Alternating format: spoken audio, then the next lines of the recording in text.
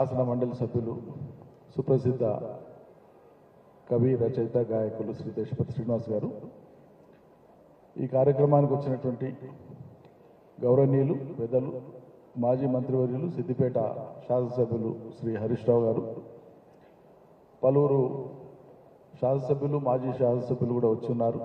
పేరు పేరున అందరికీ, పార్లమెంట్ మాజీ సభ్యులు శ్రీ రావుల చంద్రశేఖర్ రెడ్డి గారు, సోదరి సునీత గారు, సోదరులు రసమయ్య బాలకృష్ణ గారు, సోదరులు నరేందర్ రెడ్డి గారు, సోదరులు వెంకట్ గారు, వెంకటరాములు గారు, రామచంద్ర నాయక్ గారు, ఇంకా పలువురు రామూర్తి గారు, చాలామంది వచ్చున్నారు. సాయి అభిమానులు, బంధుమిత్రులు, స్నేహితులు, కళాకారులు, మా దేవిప్రసాద్ అన్న, చాలామంది, ఎర్రోళ్ళ శ్రీనివాస్, బాలరాజు, పలువురు కార్పొరేషన్ల మాజీ చైర్మన్లు కూడా వచ్చున్నారు. వాళ్ళందరికీ, బీఆర్ఎస్ పార్టీ నాయకులకు అందరికీ పేరు పేరున నమస్కారం. మీడియా మిత్రులకు నమస్కారం. అందరం పుడుతుంటాం, గిడుతుంటాం, అందరికీ తెలిసిన విషయమే. బ్రతికుండేటువంటి వాళ్ళలో చాలామంది రోజు చచ్చిపోతూనే ఉంటారు. జీవితాన్ని సార్థకతం చేసుకునేటువంటి యోగ్యత లేకనో అశ్రద్ధతోనో. కొద్దిమంది మరణించిన తర్వాత జీవిస్తారు, శాశ్వతంగా జీవిస్తారు. అట్లా మరణానంతరం కూడా జీవించేటువంటి అరుదైనటువంటి వ్యక్తులలో సాయి చంద్ ఒకరు. అందుకే ఆయన అమరుడు. జీవించినంత కాలం చాలా తేజస్సుతో, చాలా పదునుగా మాట్లాడి, సాయి కేవలం గాయకుడు కాదు, కాలం కలిసి వస్తే చట్టసభలలో ఉండాల్సినటువంటి వ్యక్తి, ఆ అర్హత దక్షత ఉన్నటువంటి వ్యక్తి. అది ఆనాడే చెప్పినాం, కానీ కాలం ఆయన మధ్యలో కాటేసి తీసుకొని పోయింది. సాయి గాత్రం పోయిన శాసనసభ ఎన్నికలలో ఉంటే బహుశా ఇంకో 5-10 సీట్లు, బార్డర్లో పోయినటువంటి సీట్లని కూడా వచ్చేవేమో అని చెప్పి కూడా చాలా సందర్భాల్లో మేము అనుకున్నాం. ఈ సభకు వచ్చి కూర్చుంటున్న సమయంలో, అందరు సెటిల్ అయ్యేటువంటి సమయంలో నిర్వాహకులు తమ్ముడు ఎర్రోళ్ళ శ్రీనివాస్ గారు కానీ, దేశపతి గారు కానీ, అందరూ నిర్వాహకులంతా కూడా అనేక సందర్భాల్లో మన వాళ్ళందరినీ కొద్ది సమయంలోనే ఇక్కడి వాళ్ళు అక్కడ సెటిల్ కాండి, కూర్చోండి అని చెప్పడానికి నానా దంటాలు పడాల్సి వచ్చింది. 5-10 లక్షల మంది సభ జరిగేటువంటి చోట ఒక్కరు కూడా కదలకుండా నిశ్శబ్దంగా అశాంతం సాయిని ఫాలో అయ్యేంత సంమోహన శక్తి ప్రదర్శించినటువంటి అద్భుతమైనటువంటి పాటగాడు, మాటగాడు సాయి. అట్లా అలవోకగా సందర్భాన్ని బట్టి, సన్నివేశాన్ని బట్టి ప్రజల గుండెల్ని అట్లా పిండి వేయగలిగినంత శక్తిని ప్రదర్శించగలిగినటువంటి అద్భుతమైనటువంటి గాత్రం, అద్భుతమైనటువంటి వాక్చాతుర్యం, అద్భుతమైనటువంటి వక్త సాయి. అనేక సభలు కలిసి పంచుకున్నాం.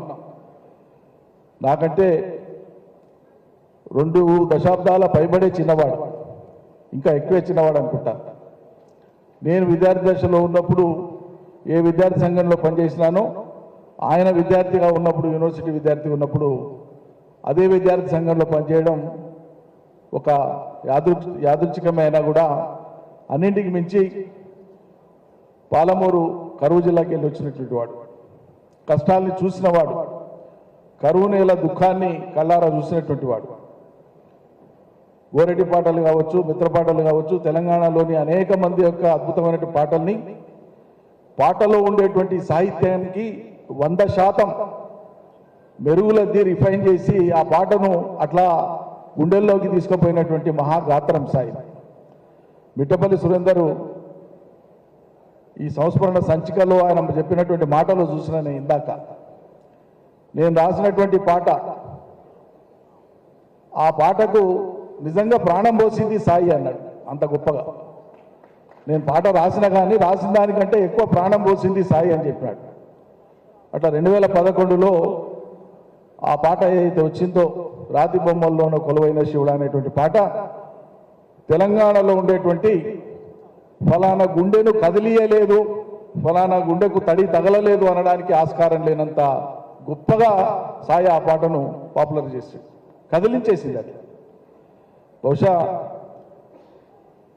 కొంతకాలం తర్వాత భవిష్యత్తులో సాయి చంద్ అనేటువంటి ఒక అద్భుతమైనటువంటి ఉద్యమకారుడు, విద్యార్థి నాయకుడు, రచయిత, కవి, గాయకుడు, వక్త అమరుడైతాడు, ఆయన పేరు మీద గుర్తుపెట్టుకోవాలని చెప్పే కావచ్చు ఆ ఊరికి అమర చింత అని పెట్టినారు. చింత అంటే శాశ్వతంగా ఆలోచించాల్సిందే, చింత చేయాల్సిందే. ఆ అమరుడు యొక్క అమర చింత. ఆ అమర చింతకు సల్యూట్, పాలమూరు మట్టికి సల్యూట్, తెలంగాణకు సల్యూట్. సాయి ఉంటాడు, మన వ్యాధిలో ఉంటాడు, ఎప్పుడు ఉంటాడు, ఎల్లప్పుడూ ఉంటాడు. సాయి కుటుంబ సభ్యులకు ప్రత్యేకంగా సాయి సహచరి రజనికి ఎక్కడ ఏ లోటు రాకుండా హరీష్ రావు గారు ఉన్నారు, ఆయనతో పాటు మేమందరం ఉంటామమ్మా. చింత చేయొద్దు, ఎప్పుడు కూడా ఏ విషయానికి చింత చేయొద్దు. నీ భవిష్యత్తు, పిల్లల భవిష్యత్తు, నీ ఆలోచనలకు అండగా అన్ని సందర్భాల్లో ఉంటామని చెప్పి ఆ జిల్లా నుంచి సాయితో కలిసి అనేక సందర్భాల్లో మాట్లాడినాం, అనేక గంటలు మాట్లాడినాం, అనేక సార్లు ప్రయాణం చేసినాం. జూన్ 2 రాష్ట్ర అవతరణ దినం వనపర్తి జిల్లాలో ఆయన పాల్గొన్నాడు. నాకు వనపర్తికి రావాలంటే చాలా ఆనందంగా ఉంటుందన్న, నా జిల్లా అయినందుకంటే కూడా మీ దగ్గరికి రావాలంటే ఎక్కువ ఆనందంగా ఉంటుందని ముచ్చటపడేటువంటి వాడు.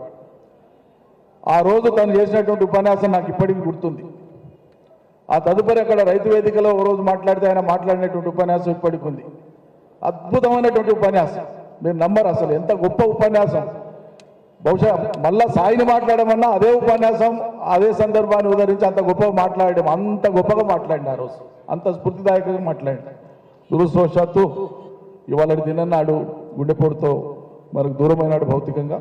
ఇవాళ ఆయన అప్పుడే మొన్న రజని అన్న 29 కార్యక్రమం తలపెట్టినాము, హరీష్ అన్నని కలిసి వచ్చినా చేద్దామని చెప్పి మొత్తం భరోసా ఇచ్చినారు అన్ననే. అంటే సంతోషం అని చెప్పిన అప్పుడే ఏడాది అయిందా అన్ననే, అప్పుడే ఏడాది అనిపించలే.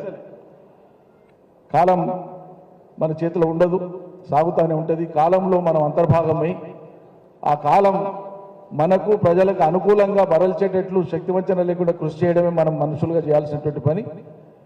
పరీక్ష సమయం వచ్చినప్పుడు తట్టుకొని నిలబడ్డటువంటి వాళ్ళే నిజమైన ఉద్యమ స్ఫూర్తిని చూపిస్తారు. ఇలా తెలంగాణ సమాజం కొన్ని ఒడిదొడుకుల మధ్యలో ఉంది. ఎన్నికల ఫలితాలను బట్టి, సంఖ్యాబలాన్ని బట్టి ప్రజాబలాన్ని అంచనా వేసేటువంటి ఓ కృత్రిమ వాతావరణం నెలకొని ఉంది. కానీ అది శాశ్వతం కాదు. అంతిమంగా తెలంగాణ ఉచ్ఛ్వాస నిశ్వాస